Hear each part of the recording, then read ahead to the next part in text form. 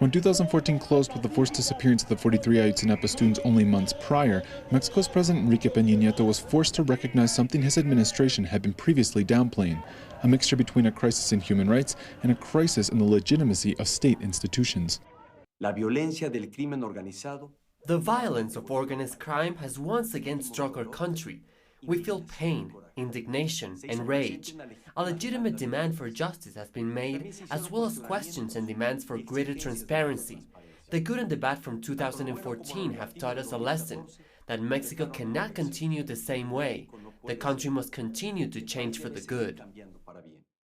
Yet a year since those declarations were made, the whereabouts of the 43 students remains a mystery. Those presumably responsible have yet to be tried, and national and international rights organizations continue to condemn Mexico's track record regarding human rights. The Iguala case is a microcosm of the chronic problems underlying the relentless wave of human rights violations taking place across Mexico. In particular, it highlights the prevalence of impunity and the disregard for victims that affect the entire country. And although the impunity rate remains around 98%, with official statistics of Mexico's disappeared calculated at 26,000 and at least 16,000 murdered this year alone in the country, the president points to a series of reforms and proposed laws to combat corruption, forced disappearances, torture, and overall violence as the solution. However, analysts doubt the efficacy. Tú estás fingiendo hacer una cosa cuando estás haciendo la otra.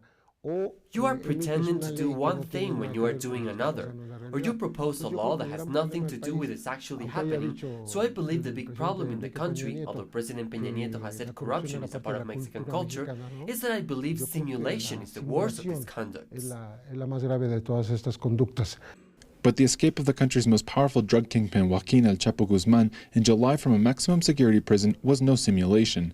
The event exposed yet another deep crack in the government's ability to contain and combat the power of organized crime. Yet the same analysts allude to the government's unwillingness to curtail this power. Para ver cuánto le han incautado al Chapo.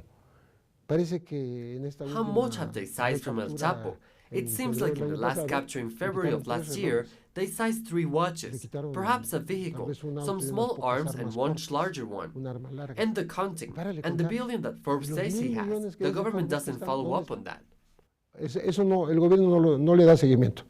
For many critics, both the case of Ayotzinapa and the escape of El Chapo ultimately symbolize systemic corruption founded on violence, that in the end is producing a deep-seated distrust and indignation by the Mexican population towards the political class.